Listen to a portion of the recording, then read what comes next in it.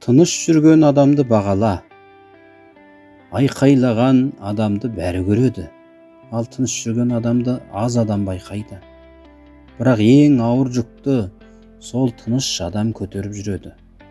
Ол мақтанбайды, ол дәлелдемейді, ол жай ғана істейді.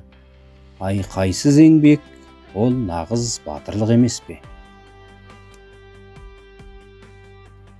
Неге кей адамдар сені тастап кетеді?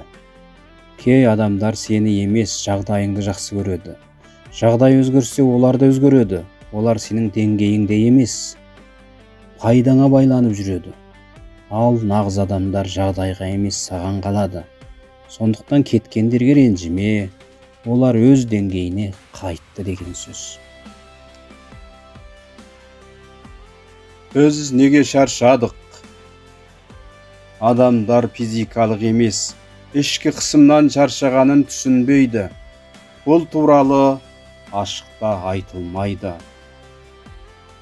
Соңғы кездерде шаршап жүрсіз бе? Бірақ сенде ауыр жұмыс, ауыр жағдай жоқ. Ұйқың бар, тамағың бар. Сонда неге шаршап жүрсің? Біз денеден емес, салыстырудан шаршадық. Біреудің жетістігін көруден, өзімізді жеткіліксіз сезінуден, үнемі жақсырақ болу керек деген қысымнан, әлеуметтік желі біздің санамызды бәсекеге айналдырды.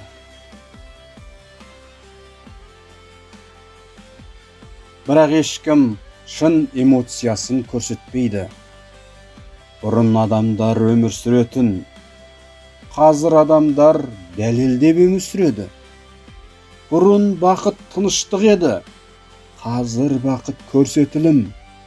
Сен шаршаған жоқсың, сен өзің емес, адам болуға тырысып шаршадың.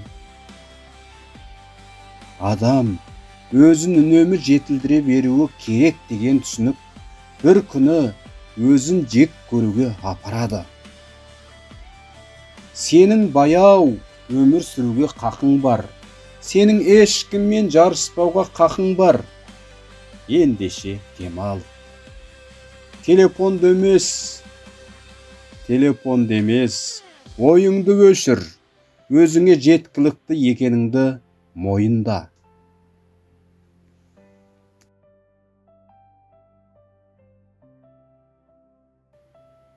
Дос көп болуымен емес, сапасымен өлшенеді. Қасыңда жүргеннің бәрі жанашыр емес. Кейбірі қызыққа келеді, кейбірі қиындықта жоғалады. Халқымыз айтады, дос жылатып айтады, дұшпан күлдіріп айтады. Саған шындық айтқан адамды жоғалтпа. Шынайы дос өміріңдегі байлығың. Кей мүмкіндіктер есікті қақпайды. Олар жай ғана келеді де, байқамасаң үнсіз жаныңнан өте шығады. Бір сөйлеспеген адам, бір бастамаған іс, бір тәуекел. Кейін әттең болып оралады.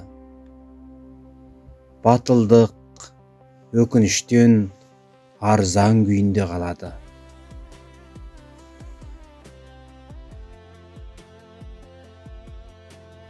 Уақыт үндемей өтеді.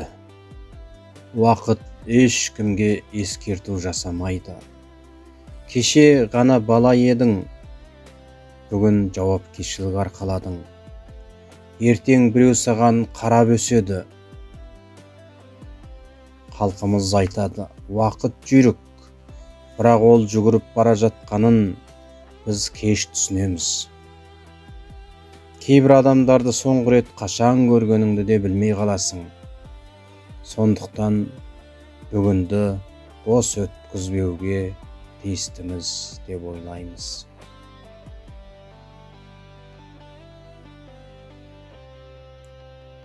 Досым, біреуді сынама.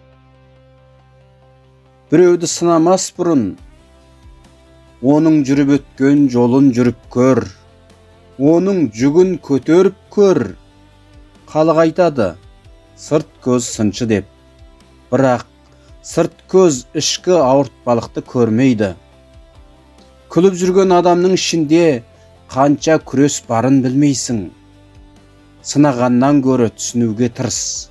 Міне нағыз адамдық деген осы.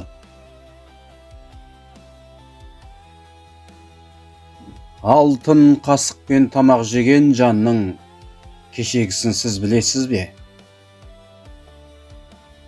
Бүгін жарқырап тұрған адамның кеше қалай жылағанын білмейсің.